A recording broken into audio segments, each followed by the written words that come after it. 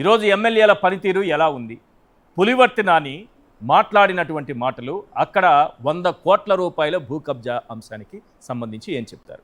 ఈశ్వర్ గారు, మీకు గుర్తుండే ఉంటుంది, ఒక ఎమ్మెల్యే టోల్ గేట్ దగ్గర టోల్ ఫీజు కట్టమని అడ్డుకుంటే అవును, కళ్యాణదుర్గం ఎమ్మెల్యే అమ్మిలినేని సురేంద్ర బాబు మొదటిసారి గెలిచారు. టోల్ గేట్ ఫీజు ఎంత ఉంటుంది? మహా అయితే 200, మాక్సిమం 300 ఉంటుందేమో. తన వాహనానికి అనుమతి ఇచ్చి తన అనుచరుల వాహనానికి అనుమతి ఇవ్వలేదని 300 రూపాయల కోసం టోల్ గేట్ సిబ్బంది మీద దాడి చేసి, దౌర్జన్యం చేసి, రౌడీయుధం చేసి చెలరేగిపోయినటువంటి వీడియోలు మనం అంతా చూసాం. అంటే 200-300 రూపాయల కోసం అలా తెగించినటువంటి వాళ్ళు 100 కోట్ల రూపాయల విలువైన భూమిని ఊరికినే వదిలేస్తారా? వదులుతారా ఎవరినైనా? అందులో రిటైర్డ్ జడ్జి ఏంటి, మరొకరేంటి, ఎవరైతే ఏంటి, ఇప్పటికే రాష్ట్రంలో అడ్డొచ్చినటువంటి వాళ్ళు ఎవరైనా సరే వాళ్ళని ఉపేక్షించేది లేదు అనే సంకేతాన్ని ఈ ప్రభుత్వం పంపిస్తోంది. మనం చూసాం, జూనియర్ ఎన్టీఆర్ తల్లిని ఒక ఎమ్మెల్యే తీవ్రంగా దూషిస్తే, అనంతపురం ఎమ్మెల్యే ప్రసాద్ అంత దారుణంగా బూతులతో విరుచుకుపడితే కనీసం ఆ ఎమ్మెల్యే మీద ఏమైనా చర్య తీసుకున్నారా? అలాంటి ప్రయత్నం వద్దని ఏమైనా నియంత్రించారా? అంటే అర్థం ఏంటి? జూనియర్ ఎన్టీఆర్ తల్లి లాంటి వాళ్ళని కూడా, అంటే ఎన్టీఆర్ కుటుంబ సభ్యులను కూడా కించపరిచినా, హీనంగా దూషించినా, బహిరంగంగా బాహాటంగా అత్యంత హీనంగా మాట్లాడినా తెలుగుదేశం పార్టీ నాయకత్వం ఎటువంటి చర్యలు తీసుకోదు. ఎవరిని కొట్టినా, ఎవరి మీద దాడి చేసినా ఏమీ అనదు అనేటువంటి సంకేతాన్ని టీడీపీ అధిష్టానం చాలా సుస్పష్టంగా పంపించింది. ఇప్పుడు కాదు, గట్టిగా ఒక మాట ఒక జర్నలిస్టు మాట్లాడితే, అంటే పవన్ కళ్యాణ్ గారు ఏం మాట్లాడారో అదే భాషను ఒక జర్నలిస్టు మాట్లాడితే, లేకపోతే ఒక జర్నలిస్టు ఒక వీడియో చేస్తే తీసుకెళ్ళిపోతున్నారు కదా. మరి పులివర్తి నాని గారు ఇలా మాట్లాడినప్పుడు ఇవే వినిపించవా? వీళ్ళకి కనిపించవా? ఆంధ్రప్రదేశ్ లో రూల్స్ వర్తించవండి. కొందరికి, వాళ్ళకి రూల్స్ అతీతం. కొందరు ఏం చేసినా చెల్లుబాటు అవుతుంది అనేటువంటి ఒక కొత్త రాజ్యాంగం, రెడ్ బుక్ అని పేరు పెట్టారా, మరో పేరైనా, ఏదైనా కానీ అలాంటి ఒక కొత్త రూల్స్ ఆంధ్రప్రదేశ్ లో అమలు అవుతున్నాయి. పవన్ కళ్యాణ్ ఏం మాట్లాడారో అయ్యే మాటలు మాట్లాడితే నేరం. కానీ అంతకన్నా దిగజారి మాట్లాడినటువంటి ఎమ్మెల్యేలు, నేతలు, మంత్రులే నేరుగా పవన్ కళ్యాణే, ఆయనే తక్కువే మాట్లాడలా, బహిరంగంగానే తొక్కి నారతీస్తా అని చాలా రౌడీయుజంగా, ఒక గూండాలాగా ఆయన బాహాటంగా మాట్లాడుతున్నారు. ఉప ముఖ్యమంత్రి హోదాలేనే అలా మాట్లాడితే ఇక ఆయన కింద ఉన్నటువంటి మంత్రులు, ఆ కింద ఉన్నటువంటి ఎమ్మెల్యేలు వీళ్ళు ఇంకా ఎందుకు కూరుకుంటారు? పైగా అలా మాట్లాడినటువంటి ఎమ్మెల్యేలని అభినందిస్తున్నటువంటి చరిత్ర కూడా ఉంది. గతంలో బండారు సత్యనారాయణమూర్తి కావచ్చు, నిన్నగాక మొన్న మాట్లాడిన కందులు దుర్గేష్, పంతం నానాజీని కావచ్చు, ఇలాంటి వాళ్ళందరినీ స్వయంగా పవన్ కళ్యాణ్ అభినందిస్తున్నారు. అంటే బూతులు మాట్లాడేటటువంటి వాళ్ళని మరింత రెచ్చగొడుతూ, మరిన్న మాట్లాడమని ప్రోత్సహిస్తూ, అలా మాట్లాడమే తమ ఘనతగా చెప్పుకుంటూ ఇదంతా సాగుతుంది. కానీ ఇదే సమయంలో విడ్డూరం ఏంటంటే, బూతులన్నీ అధికార పార్టీ నేతలు మాట్లాడుతున్నారు, కానీ ఇప్పుడు విపక్షాన్ని బూతుల పార్టీ అనేటువంటి తీరు. ఎన్నికలకు ముందు నుంచి కూడా బూతుల పార్టీ అని ఒక ముద్ర వేయటంలో, బూతుల పార్టీ అనే ప్రచారం చేయటంలో బాగా సక్సెస్ అయ్యారు. ఈ వీళ్ళు మాట్లాడుతున్నటువంటి బూతులైతే ఇప్పుడు టీడీపీ నాయకులు, లేకపోతే కూటమి నాయకులు, మొన్న ఒక పంతం నానాజీ ఆయన మాట్లాడినటువంటి మాటలు అవి కూడా మనం విన్నాం. ఈ స్థాయిలో అప్పుడెప్పుడు మనకు అటువంటి బూతులు ఎప్పుడు వినపడలేదు.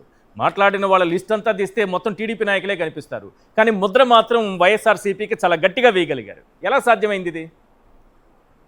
అప్పుడు ఇప్పుడు అధికారంలో ఉన్నప్పుడు, అంటే 2014 నుంచి 19 మధ్యలో కూడా టీడీపీ నేతలు, ఆ తర్వాత వైఎస్ఆర్సీపీ, ఇప్పుడు కూడా అధికారంలో ఉన్నటువంటి నేతలు కొందరు బరి తెగించి మాట్లాడడం, యథేచ్ఛగా బూతులు అందుకోవడం చాలా విస్తృతంగా సాగుతోంది. కానీ కూటమి నాయకులు ఏం మాట్లాడినా తప్పు కాదు. వాళ్ళు మాట్లాడినవన్నీ సుభాషితాలు, సూక్తులు, అవేవో హితబోధ చేస్తున్నటువంటి మాటలు అన్నట్టుగా మార్చి కేవలం వైఎస్ఆర్సీపీ మాత్రమే బూతులు మాట్లాడుతుంది అన్నట్టుగా చిత్రీకరించడమే ఇక్కడ ఒక నైపుణ్యం. అది తెలుగుదేశం పార్టీకి మీడియా ద్వారా దక్కినటువంటి బలం, వైఎస్ఆర్సీపీ బలహీనత కూడా. అలాంటి వాటిని కౌంటర్ చేయడంలో, ఆ నెరేషన్ ని సకాలంలో ఎదుర్కోవడంలో వైఎస్ఆర్సీపీ నిర్లక్ష్యం కూడా చాలా కొట్టొచ్చినట్టు కనిపిస్తుంది. ఏమైనప్పుడు కూడా ఇలా బూతులన్నీ వేదిక మీద నుంచి ఉప ముఖ్యమంత్రి స్థాయి నేతలు మాట్లాడుతుంటే, ఇక ఎమ్మెల్యేలు 100 కోట్ల రూపాయల విలువైన భూమి కోసం, ముఖ్యమంత్రి సొంత నియోజకవర్గం, చంద్రగిరి అంటే నారావారిపల్లి ముఖ్యమంత్రి సొంత నియోజకవర్గంలో ఒక ఎమ్మెల్యే ఈ తీరును బరితెగిస్తుంటే ఈ ఆడియో క్లిప్ మీరు ఇప్పుడు వినండి అని పవన్ కళ్యాణ్ కి లోకేష్ కి విజ్ఞప్తి చేశారు. కానీ వాళ్ళందరూ దృష్టిలో ఉంటుంది ఇంతకన్నా బూతులు మాట్లాడిన అనుభవం కూడా వాళ్ళకు ఉంది కాబట్టి ఇదేం పెద్ద లెక్కలేకపోవచ్చు. కానీ ఇంత ఉదంతం బయటకు వచ్చిన తర్వాత కనీసం ఆ ఎమ్మెల్యేని అడ్డుకోవడం కానీ అలాంటి వద్దని చెప్పడం కానీ అలాంటి పరిస్థితి మీద రెగ్యులర్ గా చంద్రబాబు ఒక ఆనవాయితీ ఉంది కూడా సీరియస్ అయ్యారు, ఆగ్రహించారు అని ఒక మీడియా లీక్ ఇచ్చేటువంటి ఒక సంప్రదాయం ఉంది. అలాంటి ప్రయత్నం కానీ ఈ మధ్యకాలంలో చేయట్లా. నేరుగా చింతమనేని ప్రభాకర్ లాంటి వాళ్ళు తెలుగుదేశం పార్టీ లీగల్ సెల్ ఉపాధ్యక్షుడి ఇంటి మీదకి బుల్డోజర్ వేసుకుని వెళ్తేనే ఎటువంటి నియంత్రణ కానీ ఎటువంటి కూడా లేవు. ఉల్టా చూరన్నట్టుగా ఎదురుగా ఆయన మీద కేసులు పెట్టినటువంటి పరిస్థితి మనం చూసాం.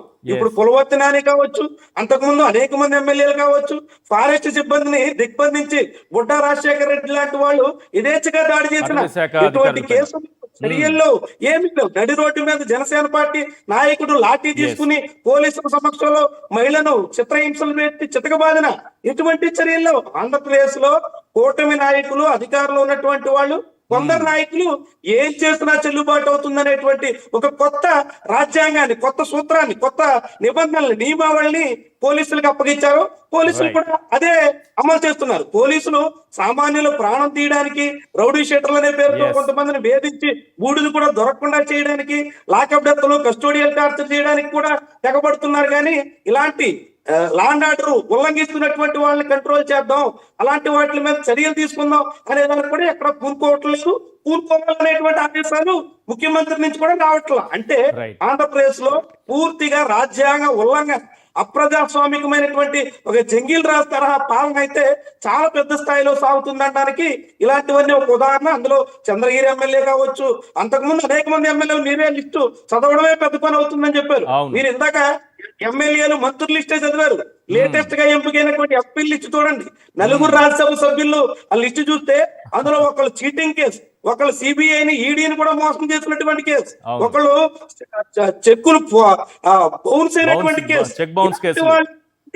ఉన్నటువంటి వాళ్ళందరికీ ఎంపీలు ఎగువ సభలకి పెద్దల సభకు పంపిస్తున్నటువంటి ఎపిసోడ్లు మనం చూస్తున్నాం. అంటే ఏ తీరున ఎలాంటి వాళ్ళు అలాంటి వాళ్ళని ఎంపిక చేసుకుంటున్నారో వీళ్ళంతా ఎంపికయ్యి నేరస్తులంతా ఇప్పుడు కూటమిలో ఉంటూ మళ్ళీ ఎదుటి పార్టీ మీద గొడ్డలి పార్టీ అని, నేరస్తుల పార్టీ అని, క్రిమినల్ పార్టీ అని ఎలా చిత్రీకరించే చాకచక్యాన్ని, అలాంటి తీరును తమ చాణక్యాన్ని ప్రదర్శించే ప్రయత్నం చేస్తున్నారో మనందరికీ ఈ ఉదంతాలన్నీ కళ్ళకట్టినట్టు కనిపిస్తాయి. రైట్. పులివర్తి నాని అంశం పైన చంద్రగిరి నియోజకవర్గంలో అయితే అన్ని పోలీస్ స్టేషన్లలో కంప్లైంట్ ఇచ్చినా ఇప్పటి వరకు పోలీసులు ఎటువంటి చర్య కూడా తీసుకోలేదు. ఆ రకంగా ప్రొటెక్ట్ చేసుకుంటూ వస్తున్నారు. పోలీసు వ్యవస్థ కూడా చక్కగా పనిచేస్తుంది.